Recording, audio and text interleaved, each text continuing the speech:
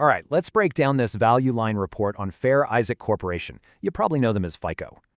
Here's the puzzle. The company's financials look amazing, but the stock itself is facing some major headwinds. Okay, let's get into it. Value line gives FICO a perfect 100 for earnings predictability. Historically, super reliable. It also scores a high 90 for price growth persistence. That points to a really strong track record. So, who is FICO, really?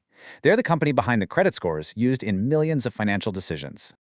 Now for the good news. The report says FICO kicked off its fiscal year with some really healthy results. Get this, revenue from their key score segment shot up nearly 30% year over year. That's huge. And this just reinforces that trend, showing total sales climbing steadily over the last few years. But here's the catch. Despite all that growth, the stock price itself is actually under a lot of pressure. And why is that? Well, the main reason is pressure from regulators who want to shake things up.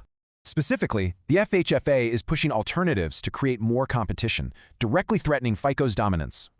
So what's the outlook? Even with these challenges, the report still sees some serious profit growth ahead. I mean, just look at these earnings projections. They forecast strong growth all the way out to 2031. And that could mean huge returns. We're talking a potential high-end price gain of 125%. So what's the final verdict? Value Line thinks FICO is a timely opportunity with some very solid potential. And this is a big but, it's really only for investors who can actually stomach the risk. Which leaves us all with one final question. In this changing market, can a giant like FICO hold its ground?